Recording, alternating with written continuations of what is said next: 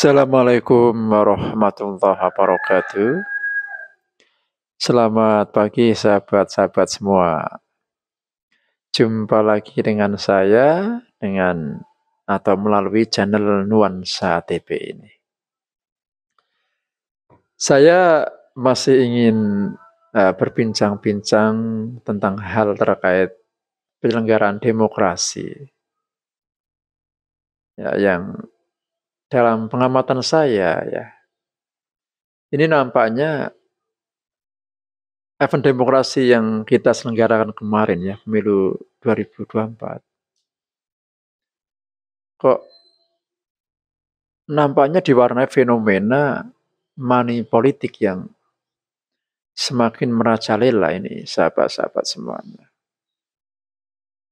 Money politik sesuatu yang sebenarnya terlarang ya.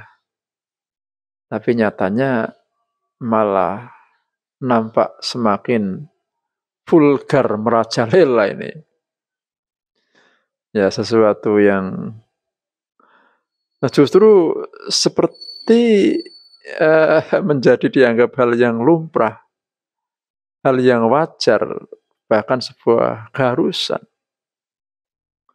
Banyak orang-orang berprinsip enggan untuk ikut berpartisipasi dalam pesta demokrasi itu, enggan untuk ikut menentukan pilihan-pilihannya kalau tidak ada imbalan-imbalan yang dalam bentuk itu ya, money politik itu ya. Jadi itulah sebuah kenyataan yang sebenarnya memprihatinkan ya, karena jelas kalau saya meyakini bahwa masalah money politik itu menjadi salah satu virus yang membuat penyakit kronis, merusak demokrasi yang kita jalankan. Demokrasi yang selama ini kita yakini sebagai sebuah sistem terbaik ya, yang akan diharapkan membawa kebaikan bagi negeri ini, akhirnya menjadi sebaliknya. Demokrasi hanya relatif melahirkan hal-hal yang mudorot ya, yang kurang baik. Ya bukan karena demokrasinya, tapi karena demokrasi yang sudah banyak dirusak oleh virus-virus semacam money politik itu. Nah, untuk itu mestinya ini menjadi sebuah perhatian, jadi sebuah perenungan ya bagi kita semua ya, agar kita ke depan ya tetap mempunyai harapan bahwa masalah money politik ini akan bisa dihilangkan. Ya. Memang begitu semakin merajalelanya masalah money politik ini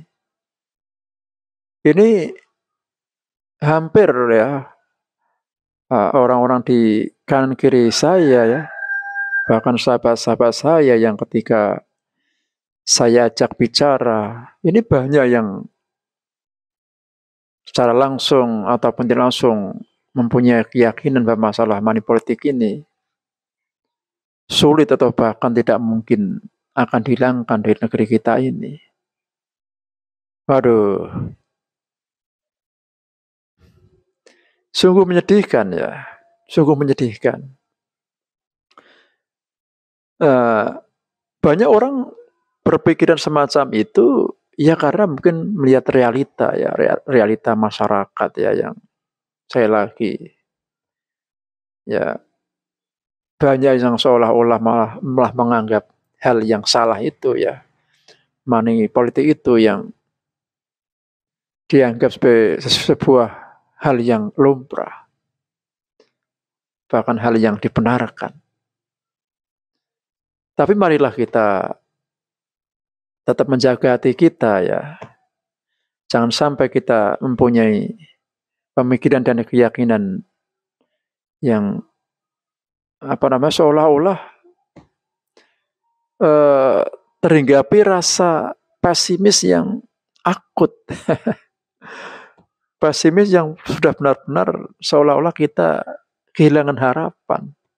Sehingga kita ikut-ikutan meyakini bahwa money politik tidak mungkin dihilangkan dari negeri kita ini. Waduh, ini sangat mengerikan ya. Karena kalau money politik tidak bisa dihilangkan, ya mungkin selamanya demokrasi kita akan terus menjadi semacam ini. Ya, tidak akan bisa menghasilkan sesuatu yang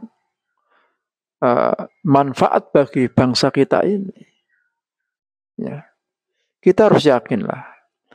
Mungkin sesulit apapun, ya, separah apapun keadaan saat ini, ya, sesulit apapun kita membayangkan untuk bisa menghentikan masalah money politik ini, janganlah kita sampai kehilangan untuk berkeyakinan kita bisa, ya, kita bisa, walaupun mungkin harus berat, walaupun harus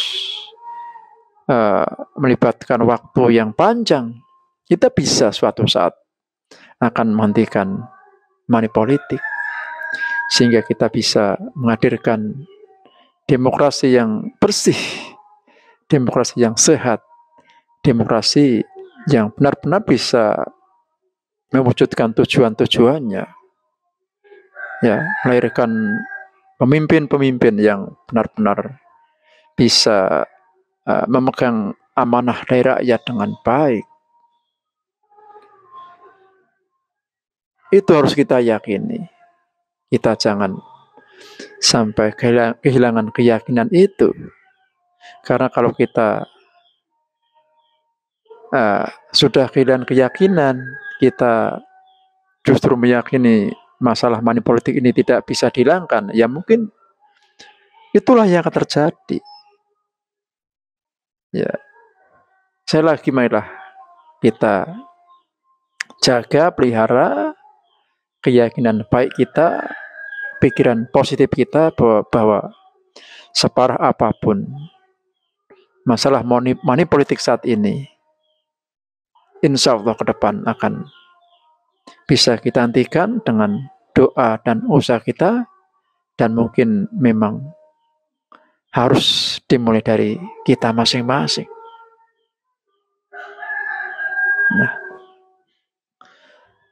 Nah, sahabat-sahabat semua, saya kalau bicara masalah money politik ini teringat dengan sebuah pernyataan dari salah satu tokoh ulama yang cukup kondang ya beberapa waktu lalu, yang intinya mengatakan bahwa money politik ini dibolehkan. Ya. Orang boleh menggapai kedudukan, menggapai sebuah jabatan ya dalam proses demokrasi, ya misalkan untuk menjadi wakil-wakil rakyat melalui money politik ini. Dalam bahasa kasarnya boleh dengan membeli suara dari rakyat sebagai tiket mendapatkan sebuah jabatan. Nah, akan tapi ini sahabat-sahabat semuanya. Pertama saya setuju dengan pandangan dari sang ulama itu yang membolehkan masalah money politik tersebut demi untuk mendapatkan sebuah jabatan. Nah, tapi ini jangan menimbulkan kesalahpahaman dari masyarakat yang seolah-olah secara umum money politik itu dibolehkan. Kita harus memahaminya dengan benar, ya. Ya, harus memahami dengan benar. Sang ulama mengatakan bahwa money politik itu dibolehkan adalah pertama, ini dalam pemahaman saya ya, dalam konteks adalah pertama adalah keterpaksaan, kedaruratan ya. Kedua adalah dalam konteks menyelamatkan posisi-posisi penting, jabatan-jabatan penting dalam pemerintahan itu yang bisa-bisa berpotensi hanya dikuasai oleh orang-orang yang tidak mempunyai kompetensi kepemimpinan. Nah, ini konteksnya ya. Bukan semata-mata seolah-olah sang ulama itu menghalalkan masalah money politik. Ya, konteksnya semacam itu ya. Karena memang realitas sekarang ya, orang-orang ya kadang dalam menentukan pilihannya, memilih para calon pemimpinnya itu juga berdasarkan masalah siapa yang mau memberinya uang, siapa yang mau mengamplopinya. Nah, inilah dalam menyikapi hal ini, maka bagi seorang calon pemimpin yang memang mempunyai niat yang tulus ya, ingin mendapatkan jabatan untuk digunakan dengan baik, benar-benar dijalankan sebagai amanah untuk memikirkan orang-orang yang dipimpinnya, untuk memikirkan rakyatnya, maka untuk orang-orang semacam ini yang punya niat baik ini dibolehkan dalam keadaan terpaksa karena keadaan yang menuntut untuk menggunakan cara-cara money politik itu. Nah, inilah konteksnya semacam ini, bukan secara umum berarti money politik itu dibolehkan, money politik itu dihalalkan. Tidak. Sekali lagi kita tegaskan bahwa masalah dibolehkannya itu adalah bagi seorang caleg, maaf ya caleg lah, di antara caleg ya, calon legislatif atau calon pemimpin ya, yang secara tulus ingin mendapatkan jabatan-jabatan penting dalam pemerintahan. Nah, di mana kalau orang-orang yang tulus ini tidak mau tampil, tidak mau ikut maju mencalonkan dirinya, misalkan tidak maunya itu gara-gara menolak masalah money politik ini, sehingga yang maju hanya orang-orang yang bersedia atau sepenuhnya menerima money politik tapi dengan tujuan-tujuan yang tidak benar, ini kan berbahaya.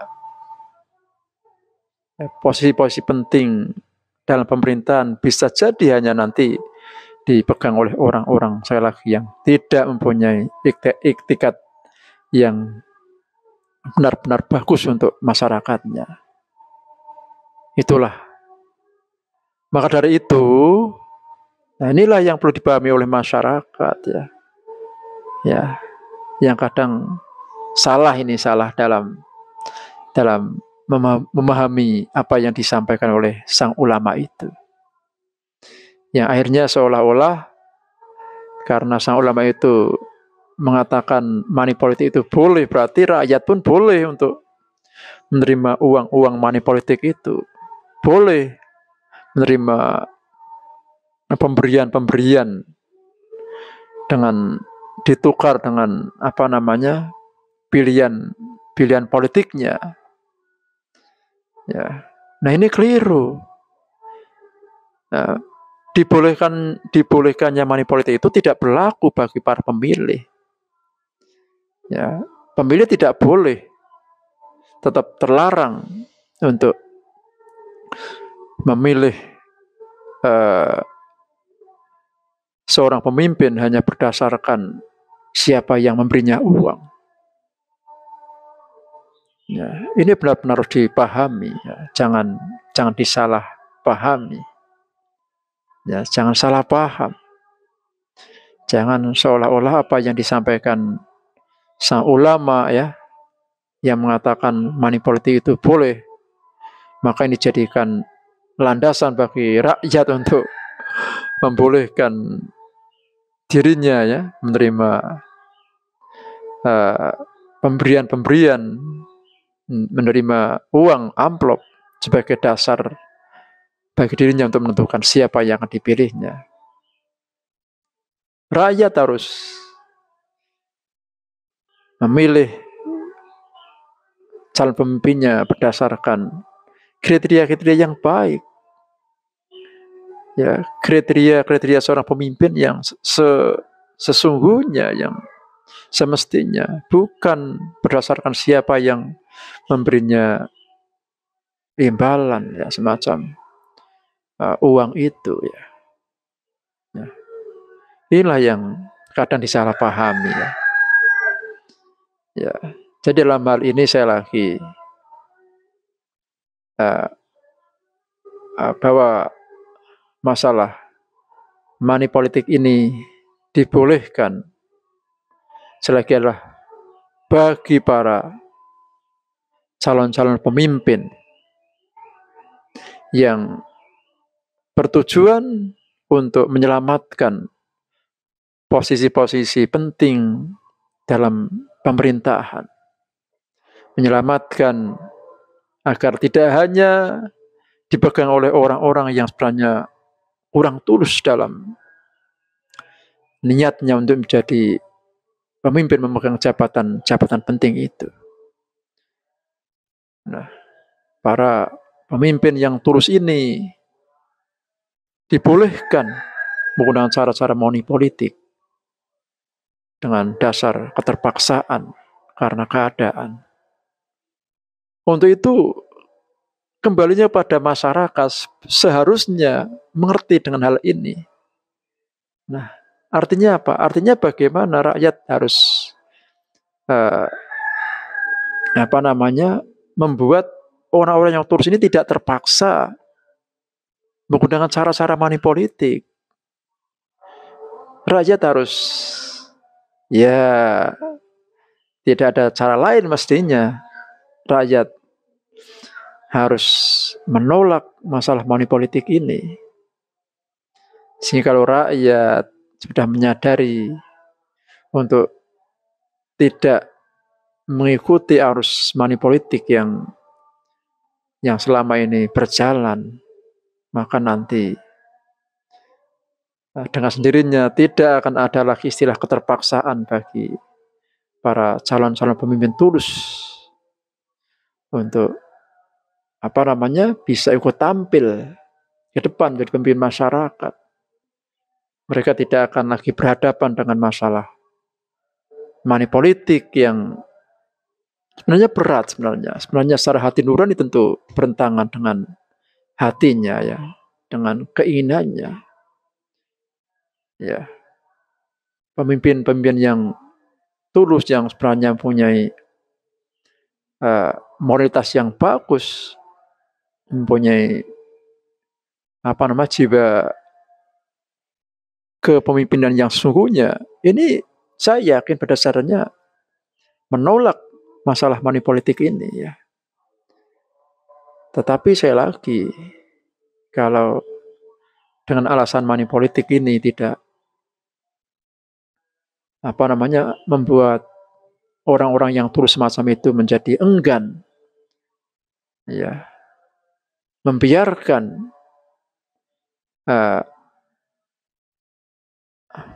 posisi-posisi penting dalam kenegaraan, jabatan-jabatan penting dalam kenegaraan dipegang oleh orang-orang yang kurang punya kapasitas. Apa jadinya nasib rakyat? Nah, oleh karena itu mari kita sebagai rakyat juga harus mengerti hal ini. Kita bisa mungkin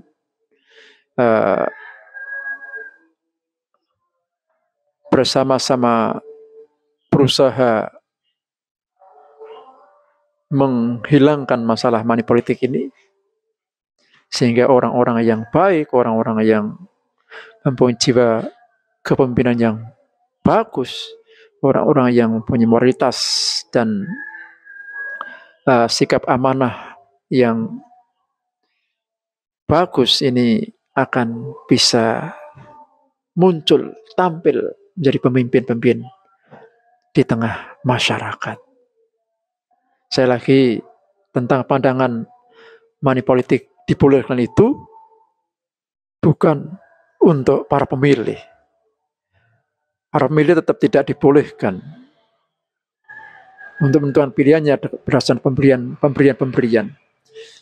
Tapi masalah money politik dibolehkan dengan catatan dalam hal keterpaksaan bagi para pemimpin yang tulus untuk menyelamatkan posisi-posisi penting kenegaraan dari monopoli orang-orang yang bisa jadi sebenarnya kurang mempunyai kemampuan atau kapasitas sebagai seorang pemimpin yang akan mampu memikirkan dan mensejahterakan rakyatnya.